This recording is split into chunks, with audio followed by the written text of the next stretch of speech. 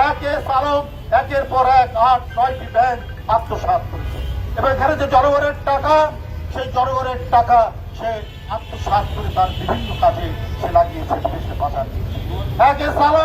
একটি সোশ্যাল ইসলামী ব্যাংক থেকে প্রায় 70 বিলিয়ন টাকা লুপাট করেছে। এটা তো আজকে অনুসন্ধানে বেরিয়ে আসছে। সুতরাং এই সমস্ত বড় বড় যে সমস্ত রুই কাপ্তা যারা জনগণের সঞ্চিত টাকা, জনগণের গচ্ছিত টাকা আত্মসাৎ করে মাফিয়া অর্থনীতি তৈরি করেছে এবং শেখ হাসিনাকে তার যে নীতি লুণ্ঠনের যে নীতি, লুটপাটের যে নীতি, হরিলুটের যে নীতি, সেটাকে যারা বাস্তবায়ন করেছে তারা কিন্তু বসে নেই। তাদের লক্ষ লক্ষ কোটি টাকা বিদেশে তারা পাচার করছে।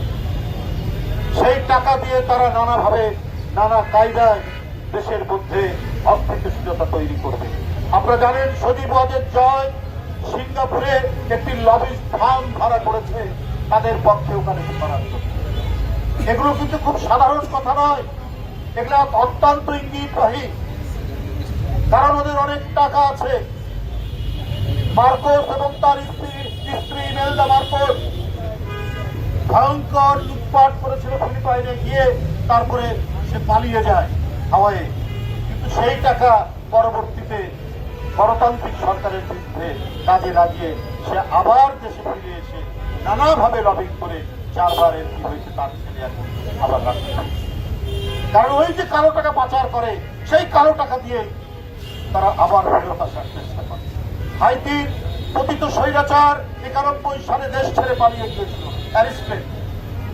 সে আবার 94 সালে তার পালিয়ে যাওয়ার সময় এবং আগেই যে টাকা পাচার করেছে সেই টাকাগুলো কাজে লাগে।